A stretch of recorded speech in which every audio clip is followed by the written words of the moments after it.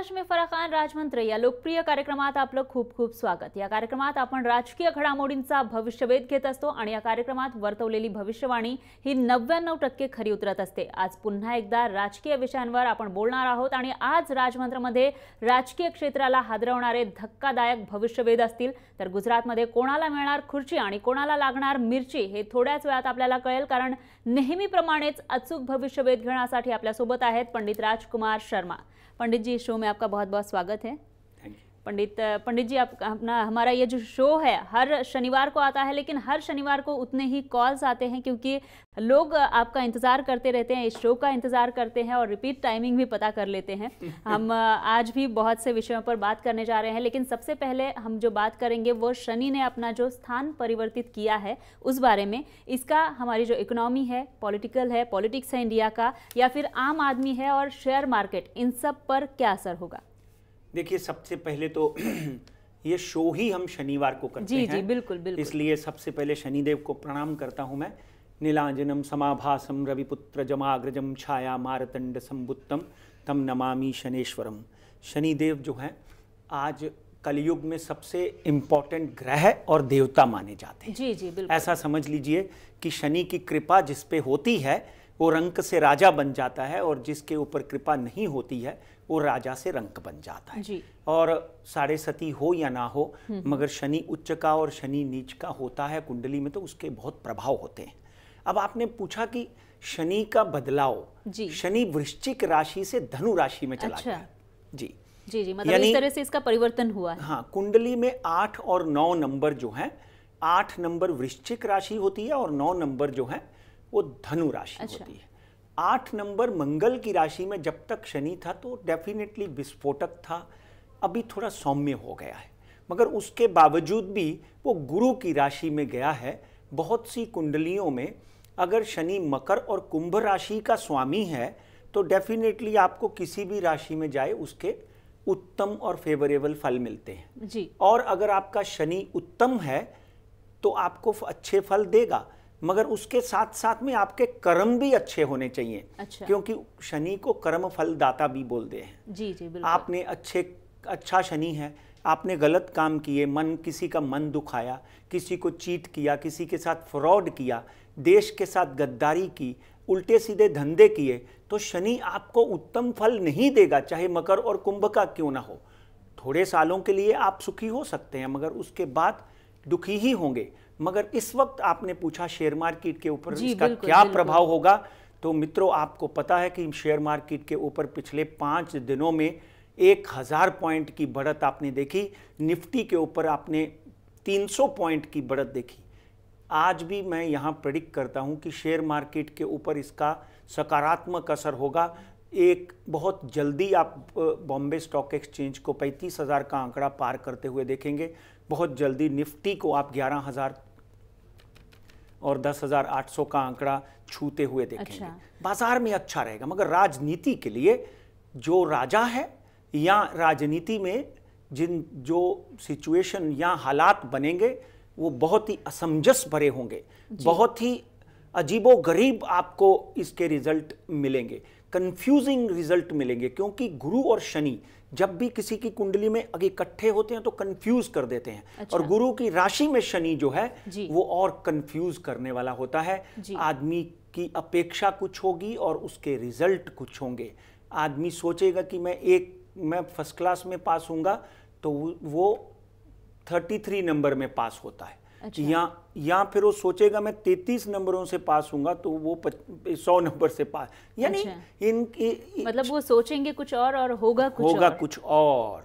आपको कहीं ना कहीं आम जो आपकी जो कल्पना है उससे अलग और उससे परे बात होगी। और जब मान लो कोई विद्यार्थी परीक्षा में जाता है और परीक्षा के हिसाब से उसके भाग्य स्थान में और कर्म स्थान में शनि 9 नंबर में आया हुआ है, तो वो पूरी पढ़ाई करके जाएगा मगर वहां जाकर आधी बातें भूल जाएगा। जी। तो ये हो गई। और पॉलिटिक्स के ऊपर भी इसका नकारात्मक असर पड़ेगा। जी बिल्कुल। और शनि से बहुत सारे लोग डरते भी हैं। बिल्कुल डरने की जरूरत नहीं है, आपने कर्म सुधारने की जरूरत है बेटा। जीवन में अगर आप अच्छे कर्म करोगे तो शनि जो है कर्म फलदाता है। भगवान शंकर ने शनि को स्थापित ही इस धरती पे इसलिए किया कि लोग डरें और अच्छे काम ना करें। आप मंदिर जाते हैं, मस्जिद जाते हैं, गिरिजा घर जाते हैं, वहाँ इसीलिए जाते हैं कि वहाँ का जो स्थान है पवित्र स्थान होता है। वहाँ पर जाकर आप जुआ नहीं खेल सकते। वहाँ पर जाके आप सकारात्मक काम करते हैं, दुआएं करते हैं, अल्लाह को याद करते हैं, भगवान को याद करते हैं, क्राइस्ट को याद करते हैं, ताकि हमारे पाप धुल जाएं। इसलिए ये ग्रह भी इसलिए बनाए जाते हैं, जिसमें से सर्वोप्रिय शनि जो है आपके अच्छे और बुरे कर्मों का फल देता है। आज से अच्छे कर्म करने शुरू कर दीजिए, यही मेरा आपसे अनुरोध है। अच्छे कर्म करेंगे तो आपके बच्चों के लिए कभी कभी आपको दुख नहीं पहुंचता है, मगर आपके बच्चों को उसका भुगतान करना पड़ता है। जी बिल्कुल बिल्कुल पंडित जी, हमें यहाँ पर और भी बहुत सारी बातें आपसे जाननी है, लेकिन रुकना होगा थोड़ा सा। राजमंत्रमध्ये घेऊयात एक छोटासा ब्रेक। तुम्ही पाहत रहा जय महाराष्ट्र।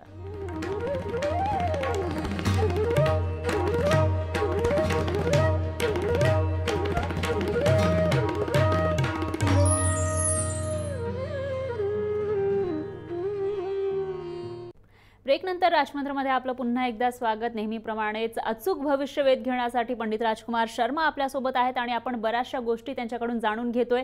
शनीने जे आपलं स्थान परिवर्तित केलेलं आहे त्याविषयी जाणून घेतलेलं आहे, मात्र महाराष्ट्रातील जे मंत्रिमंडळ आहे त्याविषयी काय प्रेडिक्शन है तेही जाणून घेऊयात। पंडित जी, आपने पहले भी बहुत सारे प्रेडिक्शन किए थे, जैसे नारायण राणे जी के बारे में है, वो भी सही मतलब खरे उतरे हैं। तो अभी जो मंत्रिमंडल है महाराष्ट्र का, केंद्रीय मंत्रिमंडल में बदलाव हो चुके हैं, लेकिन महाराष्ट्र के मंत्रिमंडल में बदलाव की सूचनाएं दी जा रही है, उस तरह से बताया जा रहा है, लेकिन ये बदलाव कब होंगे ये जानने की उत्सुकता सभी को है, और किस तरह के होंगे, किनको स्थान मिलेगा और किनका स्थान जा सकता है। देखिए, ये बहुत ही पेचीदा सवाल जी बिल्कुल है। यहाँ तक नारायण राणे साहब की बात करें, बहुत ही दिग्गज और ज्येष्ठ नेता हैं महाराष्ट्र के, और उनके काम करने की पद्धति इतनी निपुण है। मैंने एक दो बार उनके साथ में संपर्क किया। बहुत ही अच्छा, फटाफट हर काम को सोचकर अंजाम देना। डेफिनेटली वो शिवसेना में थे मुख्यमंत्री, उसके बाद में कांग्रेस में थे।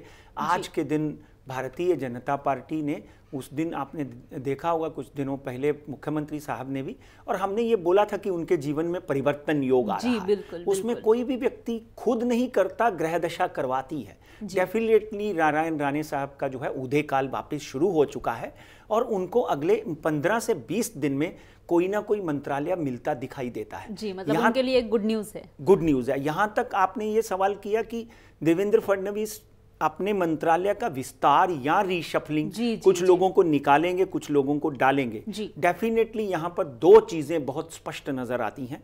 एक तो शेतकरी संगठना से टूटे हुए लोग जो हैं उनको मंत्रालय मिल सकता है, और दूसरा किसी ना किसी दलित नेता को, बड़े दलित नेता को कोई ना कोई एक रिप्रेजेंटेशन, कैबिनेट या स्टेट मिनिस्ट्री का रिप्रेजेंटेशन मिल सकता है। ऐसा कुंडली में प्रतीत होता है, क्योंकि शनि गुरु के घर में चला गया है, और ग्रह दशा परिवर्तित होते ही कुछ ना कुछ बदलाव आएंगे। मेरे हिसाब से कम 4 या 5, यानी वहाँ भी ये बोल रहा हूँ कि कभी आप सोचेंगे भी नहीं कि ये बंदा बदल सकता था, देवेंद्र फडणवीस। अच्छा। वो बदल गया। यहाँ अचानक कुछ ऐसे परिवर्तन आएंगे कि इसको कैसे बदल दिया, ये तो ठीक ठाक कर रहा था। कंफ्यूजिंग जिस तरह से आपने बताया है, बिल्कुल कंफ्यूजिंग रिजल्ट आएंगे, और कुछ लोगों को, ऐसे लोगों को इंड्यूस करेंगे जिनका नाम आपने सुना भी नहीं था, और अचानक वो कैबिनेट मिनिस्टर या, तो यहाँ पर 5 या 6 या 7 लोगों को डेफिनेटली मंत्रालय मिलेगा, और कम से कम 4 लोग जो हैं मुझे लगता है कि उनको घर बैठना पड़ सकता है। मगर डेफिनेटली देवेंद्र फडणवीस एक सूझबूझ वाले मुख्यमंत्री हैं, और उनके ऊपर माननीय नरेंद्र मोदी, अमित शाह, उनकी गाइडलाइंस हैं। और रीशफलिंग जो आपने सवाल किया, डेफिनेटली मुझे लगता है कि कब तक हो सकता है। देखिए, 9 तारीख को इलेक्शन शुरू हैं, 14 को दूसरी फेरी है। मुझे लगता है गुजरात इलेक्शन से पहले ये शुभ समाचार महाराष्ट्र में सुनने को मिल सकता है। जी बिल्कुल, मतलब ये समाचार यहाँ पर सुनने को मिल सकता है। अगले 9 दिन में भी मिल सकता है। 9-10 दिन में। जी। ज्यादा से ज्यादा 14 तारीख से पहले मिल सकता है। जी। अच्छा, और इसका रिजल्ट किस तरह का रहेगा, इस बारे में कुछ बता सकते हैं आप? किसका रिजल्ट? जी, इसी जो मंत्रिमंडल फेरबदल का जो आपने इसका, कहा कि हाँ, देखिए इसका रिजल्ट अच्छा रहेगा। कुछ लोग जो जिनके ऊपर दागी हैं, शंका है, या ऐसा बोल लीजिए कि जो लोगों ने काम ही नहीं किया, जैसे मोदी जी ने भी तो वहां रिशफलिंग की, बड़े दिग्गज लोगों को निकाला, यानी जिनकी अपेक्षा नहीं थी उनको भी निकाला उन्होंने। जी हाँ। और बिल्कुल देश की राजनीति में हमेशा उन्होंने अच्छे लोगों को आगे लाए हैं, हमेशा अच्छे लोगों के साथ काम किया है, और अच्छा ही परिवर्तन होगा। ये परिवर्तन फिर भारतीय जनता पार्टी को मजबूत करने के लिए कोशिश की जाएगी, मगर मजबूत कितनी होती है ये गुजरात का इलेक्शन बताएगा। जी जी जी, बिल्कुल। क्योंकि हम लोग देख रहे हैं, आपने भी बताया है कि उनकी जो स्थिति है फिलहाल मजबूत नहीं है, वो डिक्लाइन होती जा रही है, तो उसको कहीं ना कहीं मजबूत करने के लिए ये परिवर्तन जरूरी है, ऐसे हम कह सकते हैं। कोशिश तो हर आदमी करता है कि भाई मैं बीमार हूं तो कोई मल्टीविटामिन खा लूं, या मैं किसी की सहायता ले लूं। तो डेफिनेटली हर व्यक्ति जो है अपनी पार्टी को, अपने घर को मजबूत करने के लिए हर प्रयत्न करता है, और भारतीय जनता पार्टी के पास तो आज दिग्गज से दिग्गज नेता हैं जिनका दिमाग भी चलता है और हर तरह से उनको काम करने में महारत हासिल है।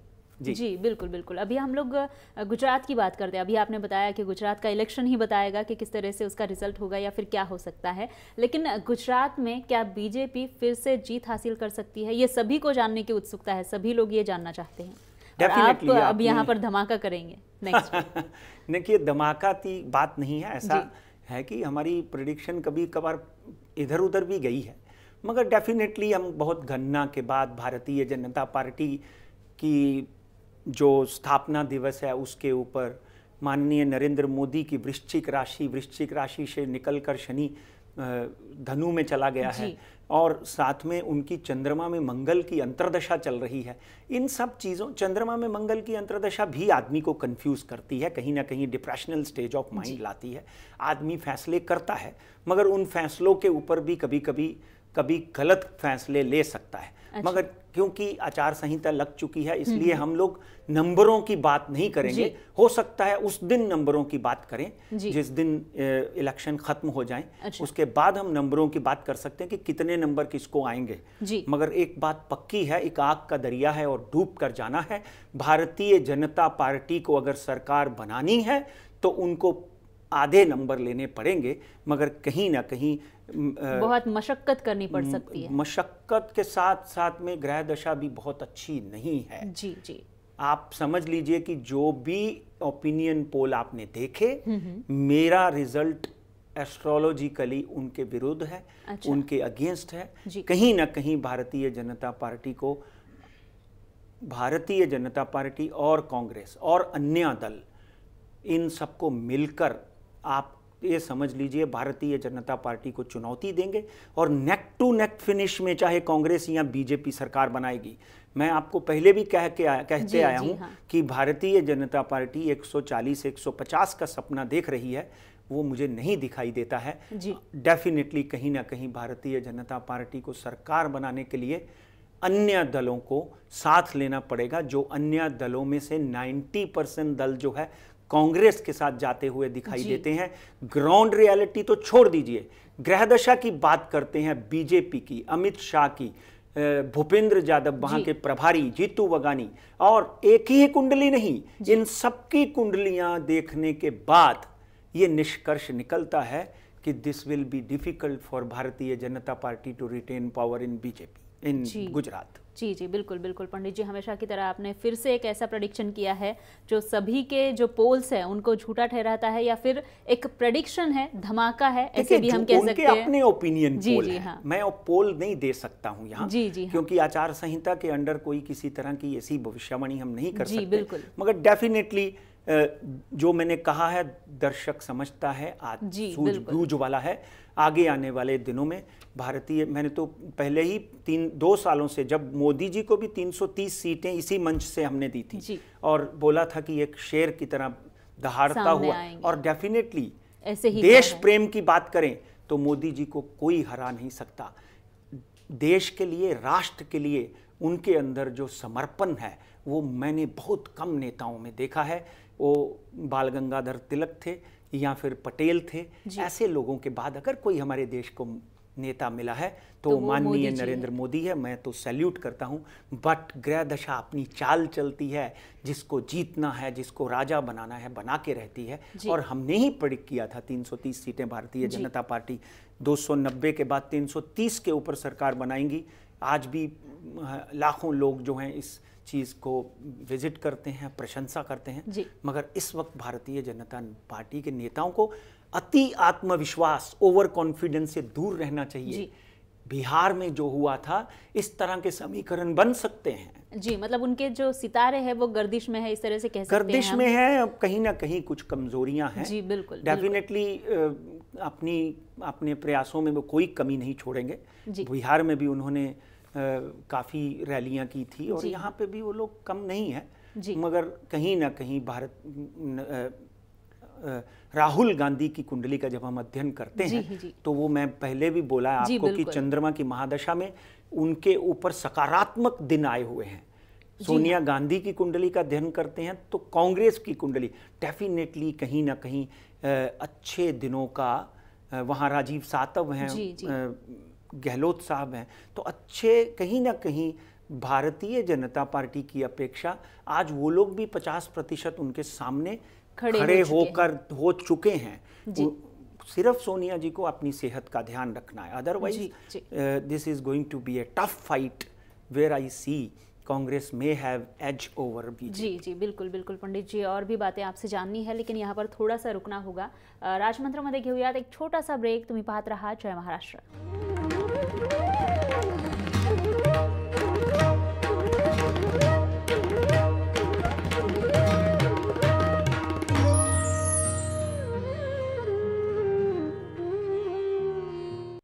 राजमंत्रमध्ये आज आपण बऱ्याचशा गोष्टींविषयीचे प्रेडिक्शन पंडित राजकुमार शर्मा यांच्याकडून जाणून घेतोय आणि आणखी बऱ्याचशा गोष्टी आहेत। कमोडिटी मार्केट आहे, शेयर मार्केट आहे। पंडित जी क्या कहेंगे इस बारे में, क्योंकि तेल के जो भाव है, जो दर है वो बढ़ रहे हैं और आपने जैसे पहले बताया कि शनि ने अपना स्थान परिवर्तित किया है तो शनि को तेल चढ़ाते भी है, तो कैसे रहेंगे तेल के जो दर है वो कैसे रहेंगे और उसके अलावा कमोडिटी मार्केट और शेयर मार्केट, इस पर क्या असर रहेगा? देखिए, जब हम शनिदेव की बात करते हैं तो डेफिनेटली तेल से और लोहे से इन शनि का बहुत बड़ा संबंध है। जी बिल्कुल। आपने देखा होगा कि शनि की चेंज से तेल भी बढ़ता है और लोहे के भाव भी बढ़ते हैं। कहीं ना कहीं लोहे के शनिदेव बनाकर भी उसके ऊपर तेल चढ़ाया जाता बिल्कुल, है। बिल्कुल। मगर देश और विदेशों की परिस्थिति देखें तो डाउ जोन्स जो है वो बहुत ही अच्छा कर रहा है। तेल के भाव $60 पर बैरल हमारी प्रेडिक्शन के हिसाब से ऑलरेडी हो चुके हैं। आगे आने वाले दिनों में मैं अब भी प्रेडिक्ट करता हूँ $70 पर बैरल छूने की उम्मीद है। बॉम्बे स्टॉक एक्सचेंज 33,257 पे बंद हुई है। ये नीचे का स्तर आज भी ये समझ लीजिए 32,500 से नीचे मुझे दिखाई नहीं देता। ऊपर का स्तर वापिस मुझे 33,500 के ऊपर जाता हुआ दिखाई देता है। खुशखबरी है आप लोगों के लिए, मगर बीच बीच में अपना प्रॉफिट भी निकालते जाइए। अचानक कहीं ना कहीं रिकवरी आ सकती है। अचानक जो है वो लोग अपना फ़ायदा जो है वो वसूल सकते हैं, तो थोड़ी बहुत रिकवरी भी करते रहिए। 10,323 निफ्टी, 10,500 का आंकड़ा देख रहा हूं मैं, और 10,250 नीचे का स्तर, यहाँ 225 से नीचे नहीं जाता। गोल्ड जो है वो थोड़ा ठंडा दिखाई देगा, क्योंकि गोल्ड में कुछ ऐसी न्यूज़ आई हैं जो आपने भी पढ़ी होगी। 29,318 है, ऊपर का स्तर 29,600 हो सकता है, नीचे का स्तर 28,800 आज भी मुझे दिखाई देता है। बिल्कुल। हाँ, I am not bullish on gold, bearish on gold. Silver की बात करें तो 39,149, 38,500 सिल्वर जैसे ही आता आप खरीद कर बैठ जाइए। 2 महीने के लिए ये 40,000 के ऊपर जाते हुए दिखाई देता है। और क्रूड ऑयल जैसे बोला हमने 3,500 का ऊपर का स्तर और 3,270 नीचे का स्तर दिखाई देता है। जी बिल्कुल। प्रॉपर्टी मार्केट में एक छोटा सा डाउनफॉल दिखाई देता है। अच्छा। Ready to buy your flat. Okay जी पंडित जी, आप यहाँ पर बस धमाके ही नहीं करते हैं, पॉलिटिकल जो प्रेडिक्शन है वो करते हैं, उसके अलावा हमारे जो प्रेक्षक है उसके लिए बहुत ही अच्छा मार्गदर्शन भी आप करते हैं। इसके लिए बहुत बहुत शुक्रिया आपका। धन्यवाद। आणि यासोबतच आजच्या राजमंत्रमध्ये वेळ झालेली आहे इथे थांबण्याची. मात्र आमचे जे प्रेक्षक नेहमी आम्हाला पत्र पाठवत असतात, ईमेल करत असतात, त्यांची नावं घेऊ इच्छिते मी. रमेश कुमानी, मुदस्सर या सईद आहेत पुण्यावरून, त्याचबरोबर अमित वी सोबती आहेत, रवींद्र सूर्यवंशी आहेत, अतुल भोसेकर, सागर सिसोदिया आणि यशद ए जोशी हे काही नावं आहेत जे आम्हाला नेहमी पत्रव्यवहार आमच्याशी करत असतात. मात्र यांच्यापेक्षाही आणखीही बरेचसे प्रेक्षक आहेत जे कॉल्स आणि पत्र पाठवून आम्हाला त्यांच्या ज्या सूचना आहेत त्या आमच्यापर्यंत पोहोचवत असतात. आणि यासोबतच आजच्या राजमंत्रमध्ये वेळ झालेली आहे इथेच थांबण्याची. तुम्ही पाहत रहा जय महाराष्ट्र.